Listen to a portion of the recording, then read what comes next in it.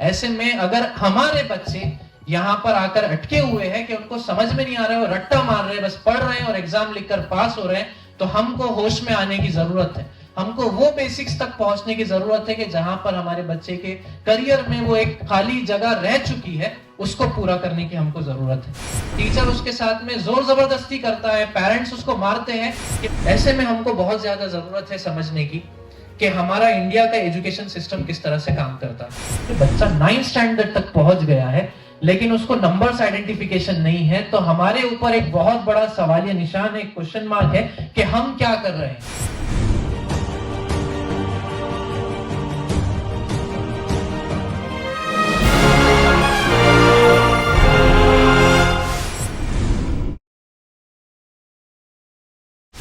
Doctors पहुंचते हैं, medical camp लगाते हैं, मेडिसिन देते हैं, लोगों की जो परेशानियां होती है स्पेशलिस्ट डॉक्टर सुनता है और समझता है। ऐसे ही एक कंसेप्ट एजुकेशन कैंप को वजूद में लाया गया जिसमें मौलाना आजाद कॉलेज पार्टनर रहा पयाम इंसानियत का, और एक इलाके में हमने इस कैंप को लगाया। इस कैंप की खुसूसियत ये थी कि इस कैंप को तरतीब देने के लिए वॉलंटियर्स को ट्रेन किया गया एक साइकोलॉजिस्ट के जरिए। डॉक्टर संदीप सिसोदे एक बड़े औरंगाबाद के साइकोलॉजिस्ट है, उन्होंने बच्चों को ट्रेन किया, एक पेपर डिजाइन किया गया। बहुत सारे ऐसे टेस्ट होते हैं जिसमें बच्चों का लेवल समझा जाता है, जिसको हम साइकोमेट्रिक टेस्ट, आईक्यू टेस्ट और एप्टीट्यूड टेस्ट के नाम से जानते हैं, जिससे हमारी कम्युनिटी बहुत ज्यादा नावाकिफ है। तो इन टेस्ट को मिलाकर एक प्रोग्राम बनाया गया, एक पेपर बनाया गया और क्लास के बच्चों का एक कैंप लगाकर उस दिन सारे स्पेशलिस्ट लोगों को बुलाकर वो पेपर कंडक्ट किया गया। मकसद यही था कि हमारे बच्चे, आमतौर पर हम लोग समझते हैं पढ़ाई में कमजोर है या पढ़ नहीं रहे।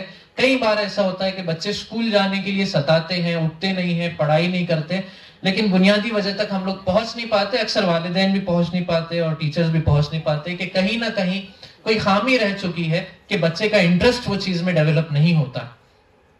ऐसे में एजुकेशन कैंप का मकसद यही था कि वालिदैन को उन प्रॉब्लम से वाकिफ कराया जाए, बच्चों को सामने 1 to 1 बिठाकर उनके पेपर सॉल्व करवाकर उनसे सवालात करके कि दरअसल बच्चा कहां पर कमजोर है, किस एरिया में बच्चे के ऊपर मेहनत करने की जरूरत है। और अल्हम्दुलिल्लाह उसका पूरा इवैल्यूएशन हुआ। तकरीबन 120 बच्चे एक महल्ले के गैदर हुए जिन्होंने एग्जाम दिया, जिनका इंटरव्यू हुए, जिनके पेरेंट्स के इंटरव्यू है, और उसके नताइज अभी हमारे सामने अगले हफ्ते में हम लोग वहीं पर एक प्रोग्राम के जरिए पेरेंट्स के सामने रखने वाले हैं।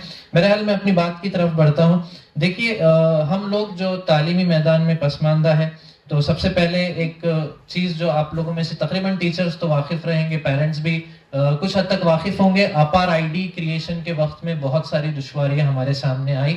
उस वक्त में एक नाम आपने जरूर सुना होगा, यूडाइस एक पोर्टल होता है जिसके ऊपर पूरे एकेडमिक ईयर में 20 लाख रजिस्ट्रेशन यूडाइस पर किए गए। 20 लाख नए बच्चे एनरोल हुए मुस्लिम कम्युनिटी में। मैं पूरे इंडिया का रेशो अलग है, मैं खाली आपको हमारी कौम के हद तक मैं आपके सामने स्टैटिस्टिक रख रहा हूँ। और बड़े अफसोस के बाद में जहां पर 20 लाख स्टूडेंट्स हमारे एनरोल हुए एक साल में, वहीं पर 8th स्टैंडर्ड में ड्रॉप आउट होने वाले, यानी कि तालीम छोड़कर, स्कूल छोड़कर अपने काम धंधों में लगने वाले बच्चों की तादाद 10 लाख, यानी कि 50% बच्चा हमारा 8th स्टैंडर्ड से पहले ड्रॉप आउट हो चुका पिछले साल में। ये हमारे लिए आंखें खोलने के लिए काफी है। बहुत ढिंडोरा हुआ, सच्चर कमेटी की रिपोर्ट आई, मुसलमान कम्युनिटी, मुस्लिम कम्युनिटी दलितों से ज्यादा पसमानदा है तालीमी मैदान में। उसके बाद में बहुत ढिंडोरा हुआ और बहुत प्रोग्राम्स हुए, लेकिन अफसोस की बात ये रही कि बहुत कम लोग ऐसे मिले जिन्होंने मैदानों में कदम रखा और प्रोग्राम से हटकर प्रैक्टिकल अमल की तरफ आए। लेकिन अफसोस के बहुत बड़ी तादाद में अभी भी हमारी कम्युनिटी पीछे है। बच्चे का किस तरह से करियर में लॉस होगा और वहां से वो रिवर्स आएगा, हम लोग इसका अंदाजा नहीं लगा सकते। आज से पहले कुछ साल पहले तक की अगर हम लोग बात करें तो तालीमी मैदान में बच्चे जितने भी पढ़ते थे बहुत आला मेयार पे पढ़ते थे। यकीनन एडमिशंस इतने ज्यादा नहीं थे, लेकिन जितने भी होते थे क्वालिटी एजुकेशन थे। लेकिन आज के जमाने में जहां पर हम लोग देख रहे हैं कि बच्चे वक्त के साथ में बड़ी क्लास में जा रहे हैं, लेकिन तरक्की के एतबार से, काबिलियत के एतबार से वो वहीं पर थमे हुए हैं। ऐसे में हमको बहुत ज्यादा जरूरत है समझने की कि हमारा इंडिया का एजुकेशन सिस्टम किस तरह से काम करता है। एक तरफ आप लोग समझिए, पूरे वर्ल्ड में 2024 में टॉप रैंक पर एजुकेशन में जो आया है रैंकिंग में, अमेरिका आया है जहां पर सबसे ज्यादा तालीमी मेयार अच्छा रहा। दूसरे नंबर पे इंग्लैंड आया है, यूके, और तीसरे नंबर पर जर्मनी आया है। ये लोगों की पॉलिसी एक बार आप लोग समझिए कि किस तरह इनका फोकस क्या रहता है, लोग पढ़ाते क्या है, फिर हम लोग हमारा लेवल इनके साथ में कंपेयर करेंगे तो हमको शायद इस बात का अंदाजा बहुत अच्छे से हो पाएगा कि हम लोगों को किस डोमेन में, किस चीज में मेहनत करने की जरूरत है। ये जो फर्स्ट सेकंड थर्ड रैंक पर आते हैं आमतौर में यूरोपियन कंट्रीज है, यूके है, अमेरिका है, इनके पास में ज्यादा करके फोकस होता है इनोवेशन रिसर्च के ऊपर। यानी कि बच्चे जो स्कूल में पढ़ते हैं, स्कूल के दौरान ही से उनको रिसर्च की आदत डाली जाती है, नए कंसेप्ट्स को उनके सामने लाया जाता है और पुरानी चीजों को वहां से हटाया जाता है। कंपैरिजन में अगर हम हमारा इंडिया का एजुकेशन सिस्टम रखें तो हमारे पास में, मैं बहुत गारंटी के साथ में आपसे बोल रहा हूँ कि मैंने हमारे जो सीनियर्स है 1998 में इंजीनियरिंग जो पास आउट हुए थे, मैंने उनसे एक सवाल किया था। मैकेनिकल इंजीनियरिंग की सीनियर थे, सिलेबस के ताल्लुक से सवाल था। उनसे मैंने किया था कि ये चैप्टर्स इंजीनियरिंग के फाइनल ईयर में हमारे पास में है और हम लोग ये पढ़ रहे हैं। तो उन्होंने कहा कि 1998 में भी यही सिलेबस था, हमने भी यही पढ़ाई की। यानी कि आप समझिए 1998 से मेरा 2018 में इंजीनियरिंग कंप्लीट हुआ, 20 साल गुजर गए, लेकिन एजुकेशन का जो चेंज आना चाहिए था वो नहीं आया। मैं इंजीनियरिंग जैसे बड़े डोमेन की आपके सामने बात रख रहा हूँ, तो स्कूल लेवल का तो आप छोड़ दीजिए, तस्वुर ये कि हमारे पास में वो चीज मिलता है, वो ये है कि ये बच्चों को डिसिप्लिन के ऊपर फोकस करवाते हैं। आपने सुना होगा जापानीज लोगों का डिसिप्लिन एक बहुत अनदर लेवल का होता है, यानी कि उनके पास में बहुत सारे रूल्स डिसिप्लिन के लेकर ही बने हुए। जितना फोकस तालीम पे, उससे बड़ा हिस्सा उनके पास में डिसिप्लिन पर है। और स्टेम बोलकर साइंस, टेक्नोलॉजी, इंजीनियरिंग और मैथ्स, ये करिकुलम उनके पास में रहता है। इसीलिए हम लोग देख रहे हैं कि चाइना और जापान मार्केट में, जापान भले से छोटा सा कंट्री है लेकिन डोमिनेशन उसका इस कदर मार्केट के ऊपर है कि उसकी जैसी क्वालिटी चीज कहीं पर भी पूरे वर्ल्ड में नहीं मिल पाती है। और चाइना की तरफ अगर हम देखें तो इतना वो लोगों ने डिसिप्लिन के ऊपर फोकस करवाया कि पूरा अमेरिका से लेकर पूरा कंट्रीज मजबूर है कि चाइना से ही वो अपने प्रोडक्ट खरीदे, कि वो एक एक्सेलेंस के लेवल पर चले गए अपने प्रोडक्ट्स को बनाने के अंदर।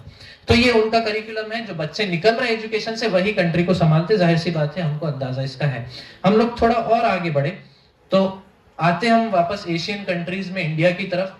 हमारे पास में सबसे पहली चीज जो हम लोग थक जाते हैं कि हमारे पास में कंपटीशन बेइंतहा है। जाहिर सी बात है, आबादी बहुत बड़ी है इंडिया की, तो यहाँ पर कंपटीशन बहुत टफ है। दूसरा सबसे बड़ा इशू लिमिटेड डोमेन की मालूमात बच्चों को है। मिसाल के तौर पे 12 ये प्रोग्राम से बात आती है कि बच्चे जब मेडिकल फील्ड में जाते हैं तो पूरे नीट के पीछे हाथ धोकर लगे। वालिदैन को मालूम है कि हमारे बच्चे की कैपेसिटी नहीं है, वो बना किसी और चीज के लिए, अंदाजा भी नहीं होता, लेकिन वो पुश करते हैं कि बच्चा मेडिकल में ही जाना चाहिए। दूसरी तरफ दूसरी फील्ड अगर मेडिकल में ना लगे तो दूसरा ऑप्शन इंजीनियरिंग की तरफ डालते हैं। बस वो दोस्त ले रहा है इंजीनियरिंग में तो हमको भी लेना है, मार्क्स नहीं आए तो इंजीनियरिंग में एडमिशन ले लिया। ये दोनों जगह नहीं हुए तो फिर उसके बाद में ऑप्शन खड़ा है बीएससी का। और 9th के बच्चों को क्वेश्चन दिया गया था कि साहब ये करके दिखाइए, उर्दू मीडियम के बच्चे से तो कहा गया था कि 42 जमा 45 करके दिखाइए। तो यकीन जानिए, मैं बिला मुबालिगा बोल रहा हूँ कि 9th स्टैंडर्ड के बच्चों को 42 लिखना आखिर तक नहीं आ रहा था। 42 कहा गया, 42 कहा गया, लेकिन समझ में नहीं आ रहा था कि नंबर्स लिखना कैसे। 24 लिखा गया पहले, फिर उसके बाद में 45 लिखा गया, लेकिन आखिर तक वो बच्चे को 42 लिखना नहीं जमा। अब ऐसे में हमको होश के नाखून लेने की जरूरत है कि बच्चा 9th स्टैंडर्ड तक पहुंच गया है लेकिन उसको नंबर्स आइडेंटिफिकेशन नहीं है, तो हमारे ऊपर एक बहुत बड़ा सवालिया निशान है, एक क्वेश्चन मार्क है कि हम क्या कर रहे हैं, हमारे बच्चे क्या कर रहे हैं। हमको देखने की जरूरत थी कि हमारे बच्चे के लेक्यूनास क्या है, हमारे बच्चे किस फील्ड में पीछे जा रहे हैं, हमारे बच्चों के लिए प्रॉब्लम क्या बन रहा है। लेकिन अफसोस हमने इस चीज को नजर में रखा कि परसेंटेज अच्छा आ जाए, बच्चा पास हो जाए, हमको सिर्फ इतना ही चाहिए। यकीन जानिए 10th स्टैंडर्ड के ऐसे ऐसे बच्चे पास आउट हमारी कम्युनिटी में हो रहे हैं कि जिनको एक लाइन वो इंग्लिश मीडियम से, वो इंग्लिश में लिखना नहीं आती है, वो उर्दू मीडियम से वो एक लेटर नहीं लिख पाते हैं, उनकी रीडिंग बराबर नहीं है, लेकिन 10th स्टैंडर्ड एक मिसाल के तौर पर आप इस बात को एक मिसाल से समझिए, आप इस दर्द तक पहुंचने की कोशिश करिए कि एक बच्चा है जो केजी में फर्स्ट स्टैंडर्ड में जिसने स्कूल को मिस किया और उस क्लास में उसको ABCD और 1 2 3 4 सिखाया गया और वो क्लास को मिस करके अगली क्लास में डायरेक्ट आकर बैठता है और टीचर उसके साथ में जोर जबरदस्ती करता है, पेरेंट्स उसको मारते हैं कि BAT बैट होता है, CAT कैट होता है, इसको पढ़ो। तो जाहिर सी बात है, बच्चे को C का साउंड नहीं मालूम है, B का साउंड नहीं मालूम है, तो क्या CAT कैट और BAT बैट पढ़ेगा। उसको नंबर्स नहीं मालूम है, वो क्या एडिशन मल्टीप्लीकेशन करेगा।